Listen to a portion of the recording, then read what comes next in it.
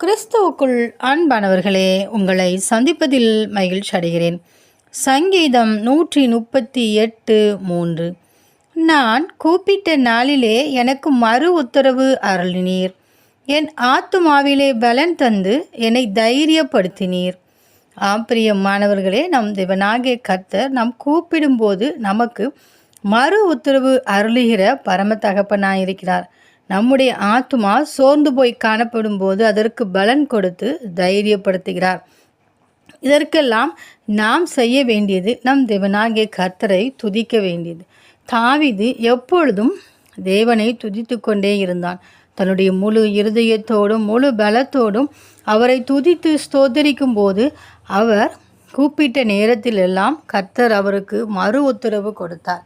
தாவீது நாளுக்கு நாள் விருத்தி அடைந்தான் என்று சொன்ன வார்த்தையின்படி அவர் நாளுக்கு நாள் விருத்தி அடைய காரணம் தேவனை துதித்தது மட்டுமே.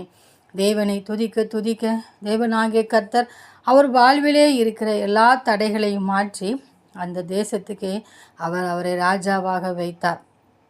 இவ்வாறு நாமும் நம்முடைய வாழ்விலே துதிப்போம். நாம் தேவனாகிய கர்த்தர் பெரியவர், அவர் எனக்குள்ளே இருக்கிறார், அவரை நான் துதிப்பேன் என்று சொல்லி நாம் இடைவிடாமல் துதித்து ஸ்தோத்தரித்து நம்முடைய தகன பலியை தேவனுக்கு முன்பாக செலுத்தி கொண்டே இருக்கும்போது தேவனாகிய கர்த்தர் துதிகளின் பலிகளில் பிரியப்படுகிறவராயிருக்கிறார். அவர் பிரியப்படும் போது அவர் நம்மை ஆசீர்வதிக்க கடந்து வருகிறார். நாம் எந்த இக்கட்டிலிருந்து கூப்பிட்டாலும் நமக்கு பதில் மறு உத்தரவு கொடுத்து அவர் நம்மை விடுவித்து ஆசீர்வதிப்பார். அந்த தேவனின் அன்பு கரங்களை நாம் பற்றி கொண்டு அவரோடு கூட வாழ்வோம். ஆமேன்.